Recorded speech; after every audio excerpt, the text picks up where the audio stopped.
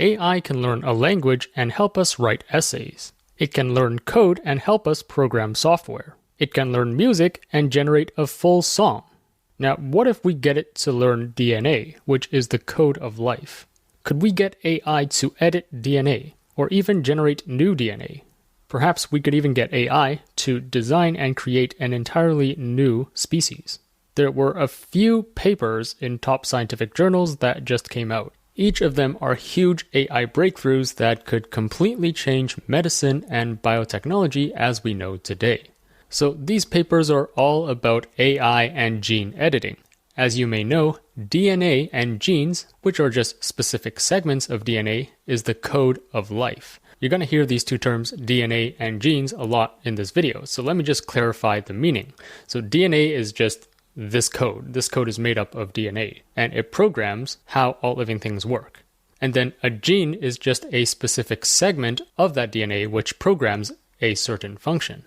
And so DNA and genes basically program how all living things work. For example, it programs our eye color, our hair color, our height, our gender, how we digest, how we think and learn, and everything else. Now, there are still a lot of things we don't know about DNA and how life works in general. How does this long string of code translate into things in real life? There's a lot we still don't know. But what if we could use AI to learn how exactly DNA works? And not only that, but what if we could use AI to edit this DNA?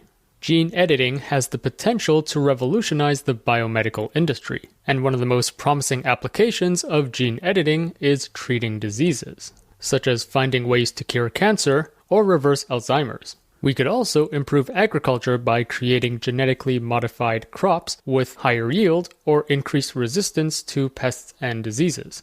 These more nutritional crops could potentially provide abundance and solve poverty in developing countries which currently might be lacking resources. Now, these are just the most immediate and most probable benefits, but in the future, and this is heading into sci-fi territory, if we really understand how DNA works, we could potentially use gene editing to change our eye color, or change our height, or if you're a male, potentially make your Johnson bigger or smaller, or you could change your gender, make yourself smarter, or even potentially reverse aging.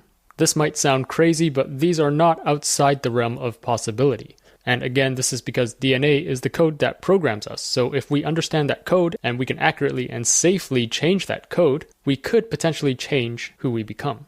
Now, CRISPR is the main technology behind gene editing today. So let's define that first. The CRISPR system originated in bacteria as an adaptive immune system. So this is basically an immune system that is found in some bacteria. This is a way for these microorganisms to detect and destroy harmful things such as viruses.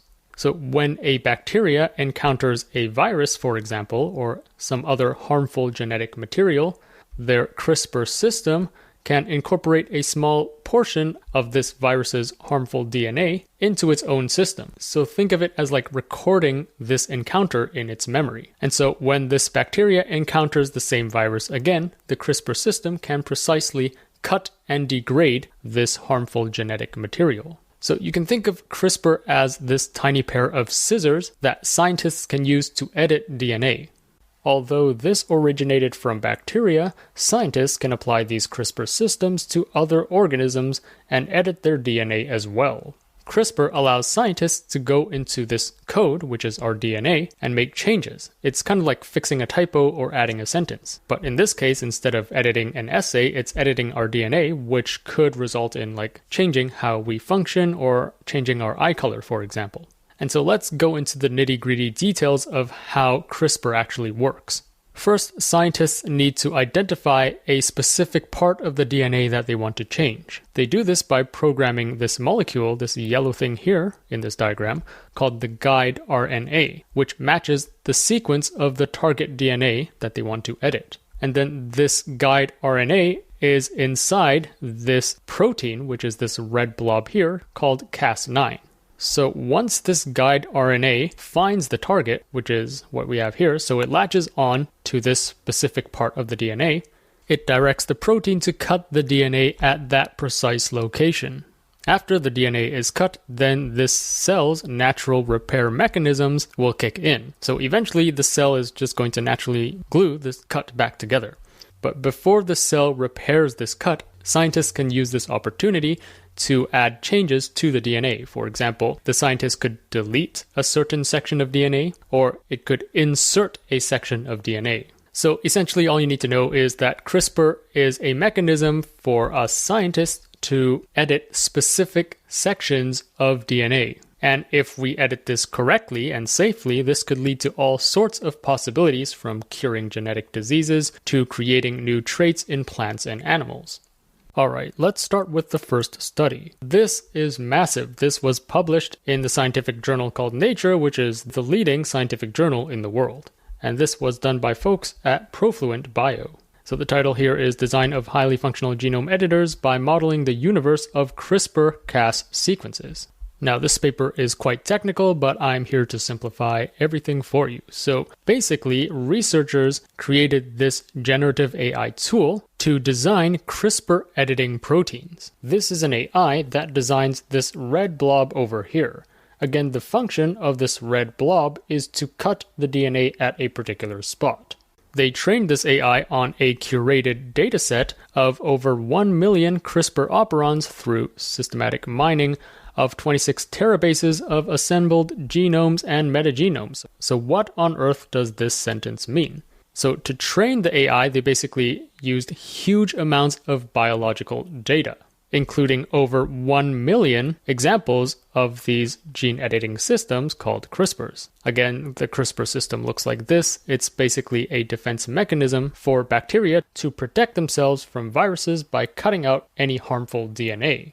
So the researchers collected over 1 million examples of these CRISPR operons to train the AI. And then through systematic mining, this means they systematically searched through and extracted data from all this information. So of 26 terabases of assembled genomes and metagenomes. So a terabase is a unit of measurement. 1 terabase is equivalent to 1 trillion base pairs of genetic code. In other words, 1 trillion of one of these blue lines in DNA. So 26 terabases is just a huge amount of data. And then assembled genomes. Genomes is just like the complete set of genetic information for an organism. So for example, the human genome is like the entire DNA of a human. And then metagenomes is the collective genetic information of multiple organisms in a particular environment. So it's not just one organism, but the entire community of organisms in a particular environment. Basically, they trained it on tons of data on these CRISPR operons from tons and tons of organisms.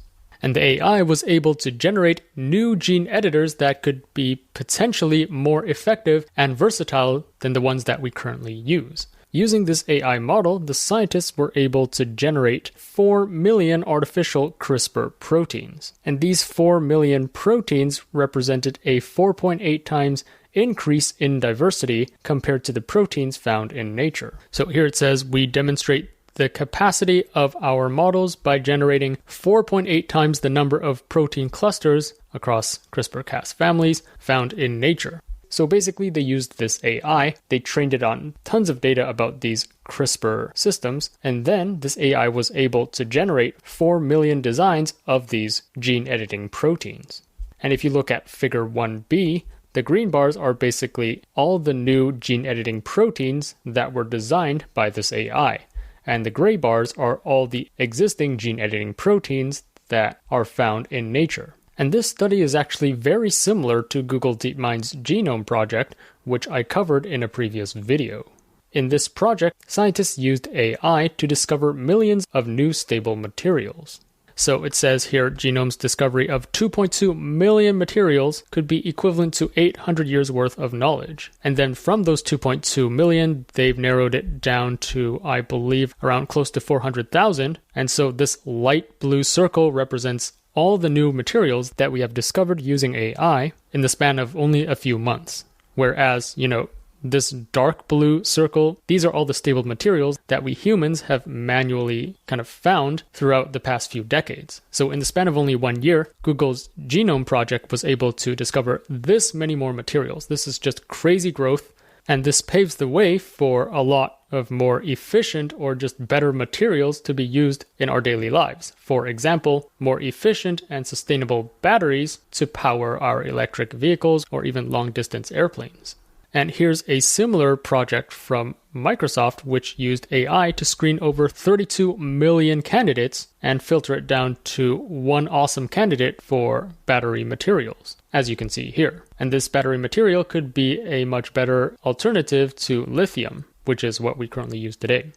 And if you're interested in learning more about those two projects, I highly recommend you check out this video, which I did 3 weeks ago. But anyways, back to this. Why I'm mentioning those other projects from Google and Microsoft is that they've also used AI to discover new materials. But in this case, instead of discovering new stable crystals for battery materials, for example, we're using AI to discover these new CRISPR proteins, which could help us with gene editing.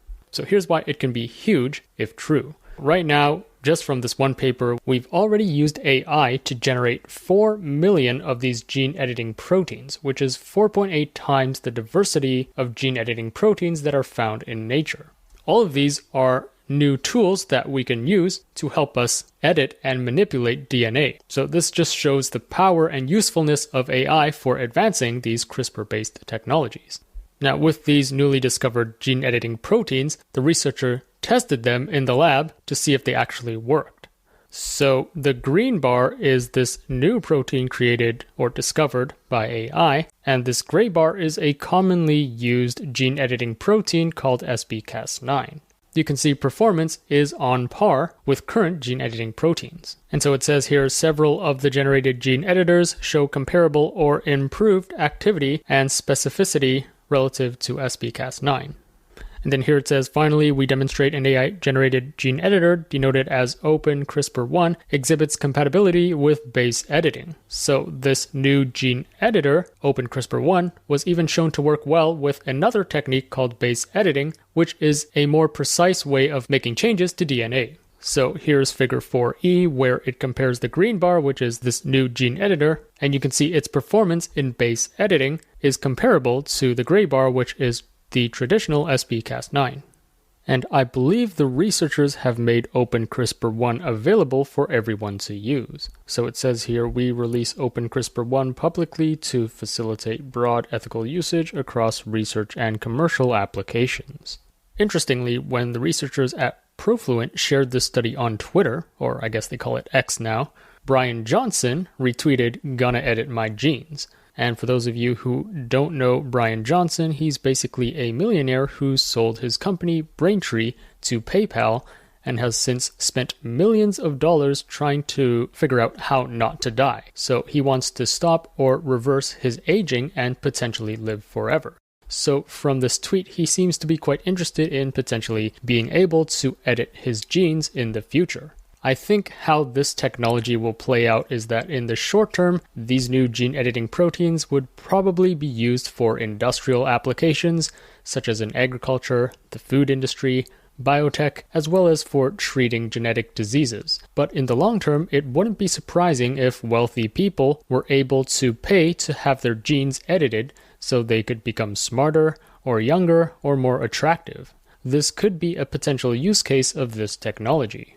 Alright, so this was quite a long and technical paper, but the TLDR of this is that we've used AI to generate 4 million of these gene editing proteins, which are just as good as what we used previously, which are found in nature. And one of the biggest benefits of this is that, like I said, CRISPR systems were originally derived from bacteria, and this is what we currently use to do gene editing. One of those gene editing proteins is this SbCas9. This is also derived from bacteria. However, the problem with this is some of these gene editing proteins might not be compatible with humans. And so now, since we have a way to use AI to design new and capable gene editing proteins, we could very well design one that is specific to humans. And this could pave the way for vastly improving our understanding of how the human genome works, or figuring out cures for human genetic diseases. I'll talk more about how the studies I mentioned in this video will bring widespread benefits to the world. These studies are going to be huge if true. So I'll talk more about this near the end of the video, but let's move on to the next study first.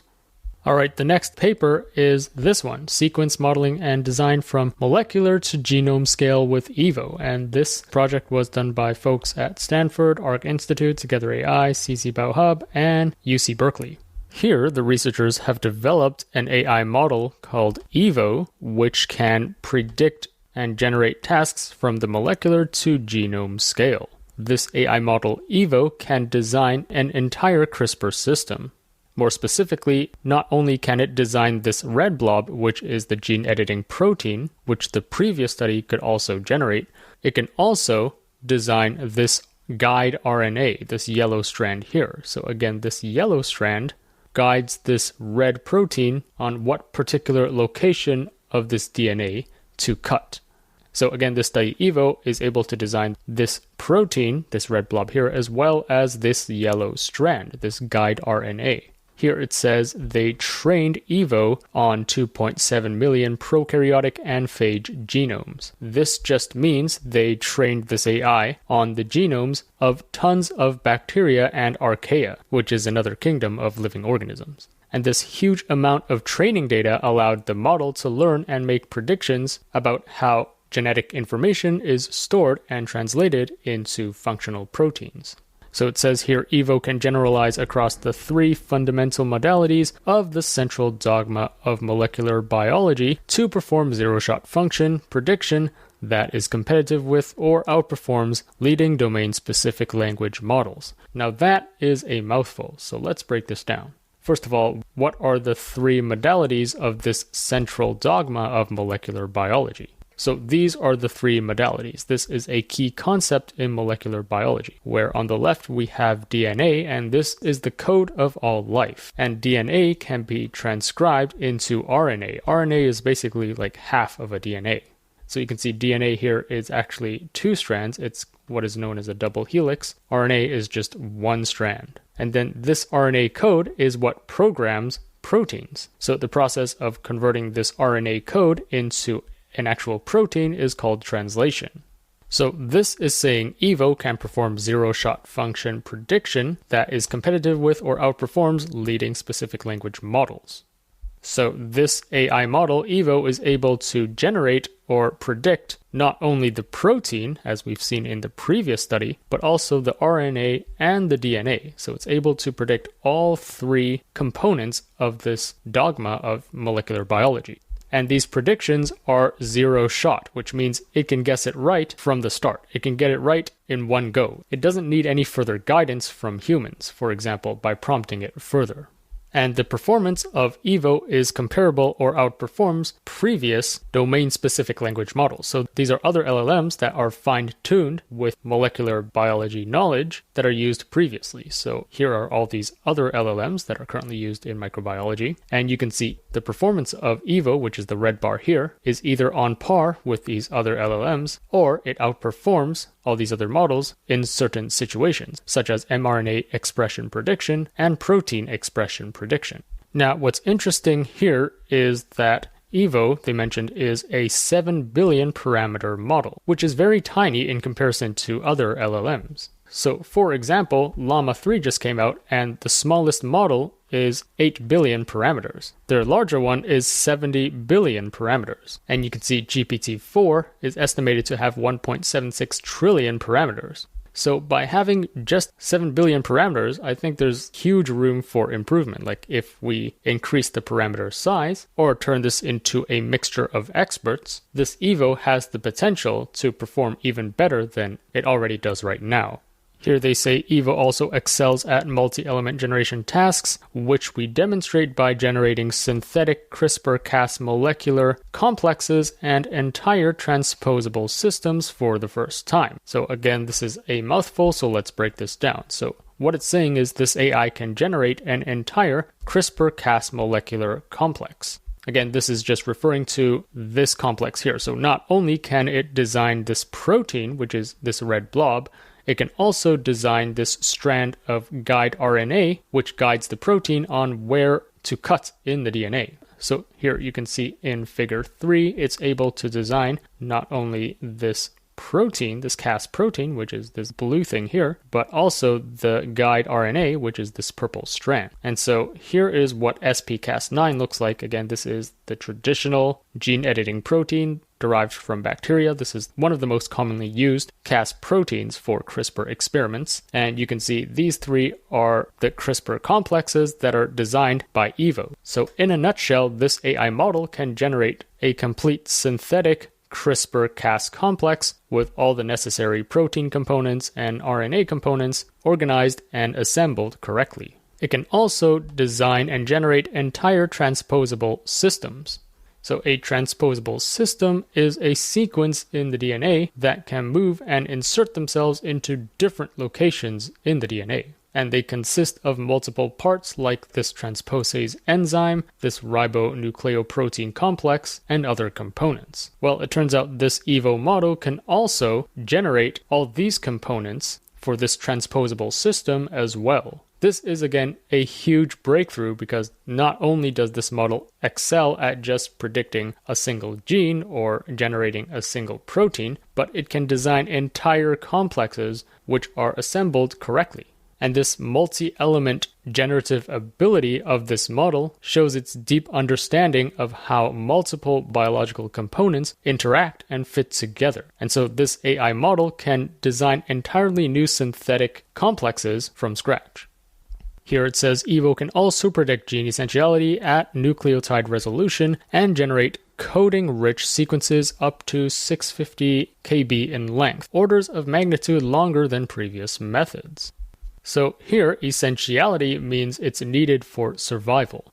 So basically, Evo can also predict whether specific genes are essential. In other words, if that gene is needed for survival. And it's able to predict this down to the nucleotide level. So nucleotides are the building blocks of DNA. Nucleotides are either G, C, A, or T, and this is the code of DNA. All DNA is made of these nucleotides. So by saying it can predict gene essentiality at the nucleotide level, it just means it can predict this at the highest resolution possible, down to the nucleotide level, down to the building block level of DNA. And again, this is zero shot, so it just gets it right in one go. It doesn't need any further guidance or prompting from humans. So takeaway from this chart is that this Evo AI model is able to predict whether a gene is essential, whether it's needed for survival. And figure 6 is even more mind-blowing. So here it shows Evo can generate genome-scale sequences with dense coding architecture. And here it says it can generate very long sequences of around 650,000 base pairs. One base pair is one blue line here. So it can generate DNA that is like 650,000 base pairs long. And with dense coding architecture, that just means this DNA that it generates is full of coding genes and proteins. This DNA is filled with code that is able to be transcribed into RNA, which then can be translated into proteins to do various functions. And this is just mind-blowing. What this means is Evo, this Evo AI, could generate an entire genome, right? This is genome scale. So it can generate the DNA of an entire organism. Now, again, this is heading into sci-fi territory, but with this technology, we could create entirely new organisms from scratch. We can get Evo to generate the entire DNA of a made-up living thing and bring it to life. Now, of course, right now, this is very small. This is used for bacteria and other like microscopic stuff. So no, you're not going to be able to generate Pokemon from this, for example.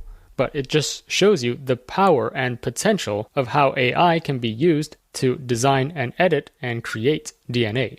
Alright, this brings us to the final paper, which is called CRISPR GPT, a large language model agent for automated design of gene editing experiments. This was only published a few days ago. So here they introduce CRISPR GPT, which is an AI agent that is designed to automate and enhance the design process of CRISPR-based gene editing experiments. which I'll talk about in a second. So this model, CRISPR-GPT, is capable of assisting non-expert researchers with creating these gene editing experiments from scratch. First, it helps with selecting the CRISPR system. Now, there are different classes of CRISPR systems as well as different types of CRISPR systems, as you can see here. And selecting the right one is crucial in designing the gene editing experiment.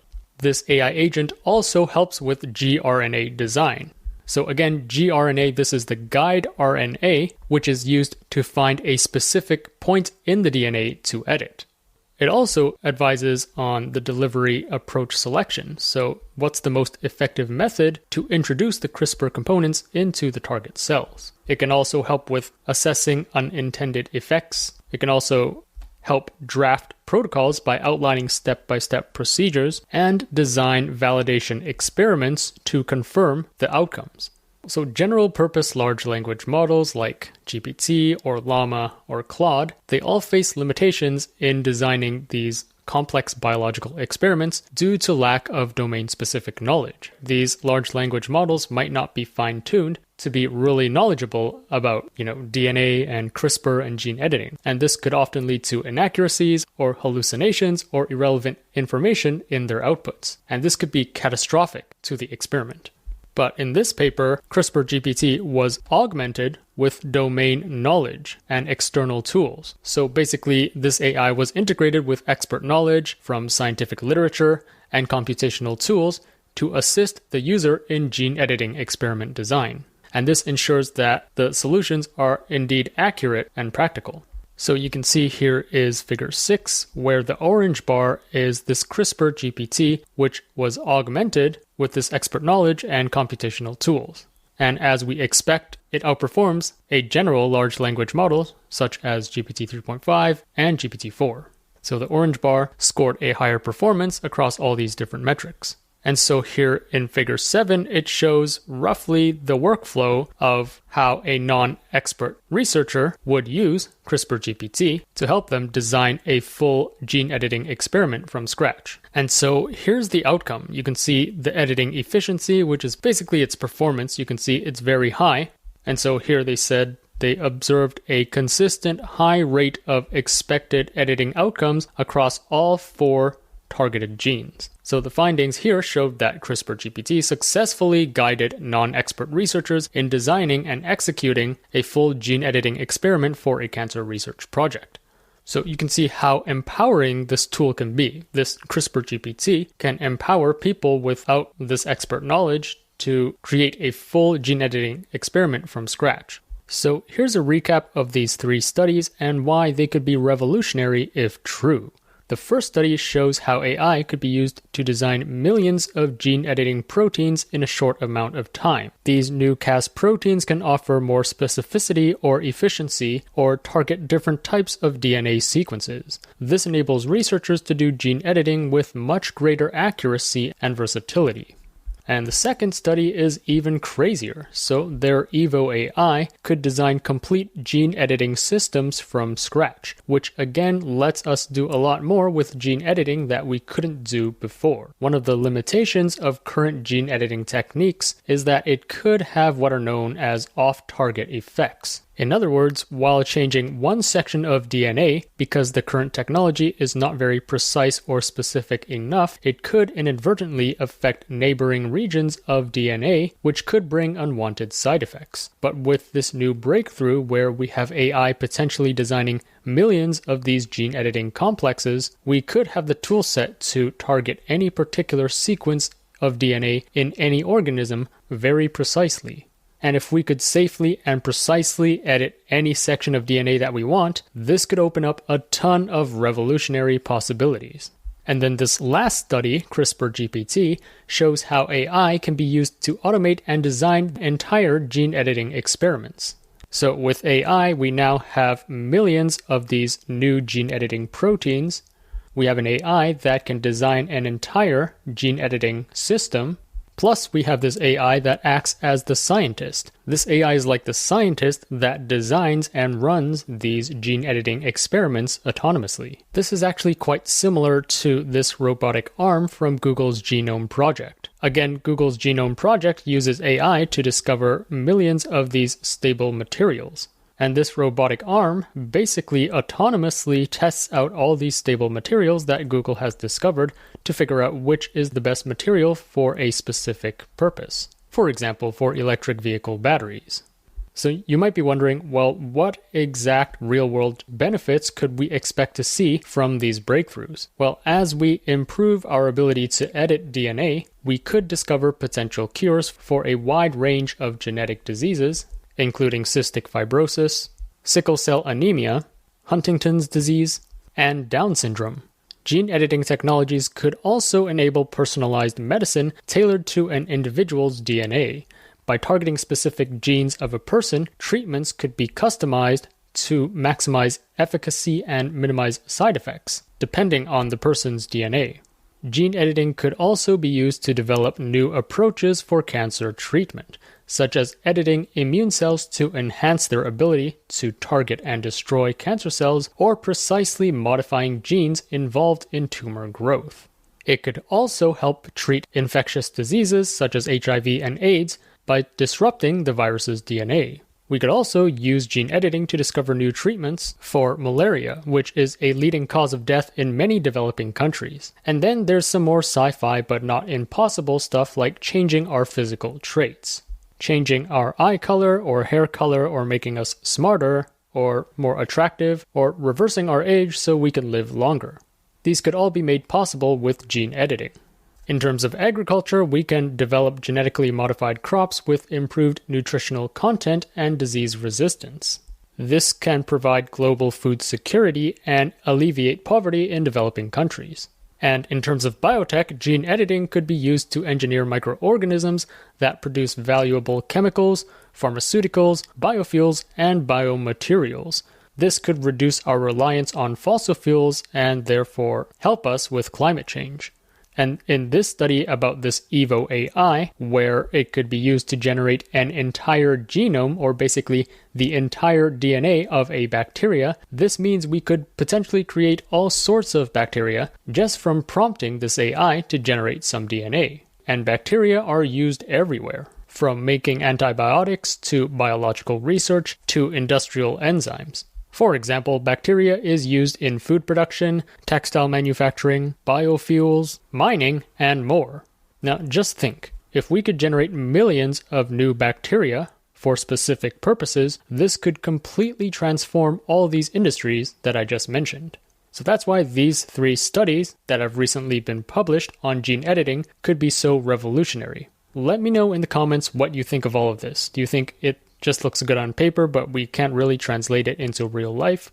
Do you think it's ethical to actually go in and edit DNA and mess with life? Or do you think this could indeed be revolutionary and bring some disproportional benefits to society? Let me know in the comments below.